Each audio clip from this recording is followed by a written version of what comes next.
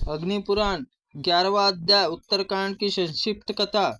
रघुनाथ जी अयोध्या के राज सिंहासन पर आसीन हो गए। जब अगस्त्य आदि महर्षि उनका दर्शन करने के लिए गए तब उनके भली भांति स्वागत सत्कार हुआ। तदनंतर ऋषियों ने भगवंत आप तो धन्य लंका विजयी और इंद्रजीत और जैसे राक्षस को मार गिराए, अब हमें उनकी उत्पत्ति की कथा बतलाए। ब्रह्मा जी के पुत्र मुनिवर पुलस्त्य ने महर्षि विश्ववा का जन्म हुआ। उसकी दो पत्नियां थी, पुण्यकट्टता और कैकेयी। और पुण्यकट्टता ज्येष्ठ पुत्र गर्भ से धनध्यक्ष कुबेर का जन्म हुआ और कैकेयी से गर्भ से रावण का जन्म हुआ।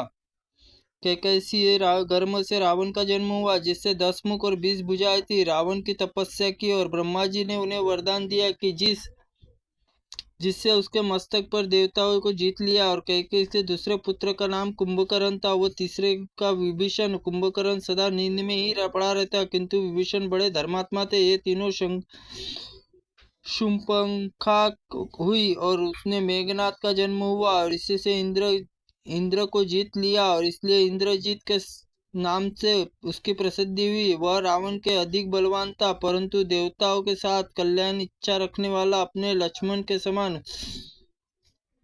लक्ष्मण के द्वारा उसका वध करा दिया। ऐसा कहकर अगस्त्य ने ब्रह्मर्षि रघुनाथ जी के द्वारा आनंदित होकर अपने आश्रम को चले गए। तदनंतर देवताओं की प्रार्थना से प्रभावित होकर श्री रामचंद्र जी के आदेश से शत्रुघ्न लवणासुर को मारकर एक पुरी बसाई, जो मथुरा नाम से प्रसिद्ध हुई। तत्पश्चात भरत ने श्री राम की आज्ञा पाकर सिंधु तीर के निवासी शल्य नामक बलवंत गंधर्व तथा उसके 3 करोड़ वंशज को तीखे बाणों से संहार कर दिया। फिर उसके देश गांधार और मंद्र के 2 विभाग कर अपने पुत्र तक्ष और पुष्कर को स्थापित कर दिया।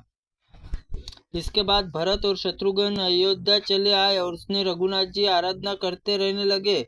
और रामचंद्र जी ने दुष्ट पुरुषों के युद्ध संहार किया, शिष्ट पुरुषों का दान आदि भली भांति पालन किया। उन्होंने लोकापवाद में भय से अपनी धर्मपत्नी सीता को वन में छोड़ दिया और वो वाल्मीकि मुनि के आश्रम में गर्भ से 2 पुत्र उत्पन्न हुए और इसका नाम लव और कुश था। और इसने उत्तम चरित्र को सुनकर रामचंद्र जी भली भांति निश्चित हो गए और मेरे पुत्र ही है।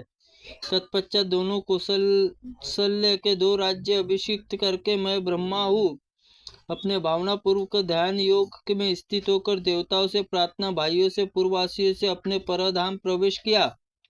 अयोध्या 11,000 वर्षों तक राज्य करके अनेक यज्ञों का अनुष्ठान कर चुके थे। इसके बाद सीता पुत्र कौशल्य जनपद पे राजा हुए।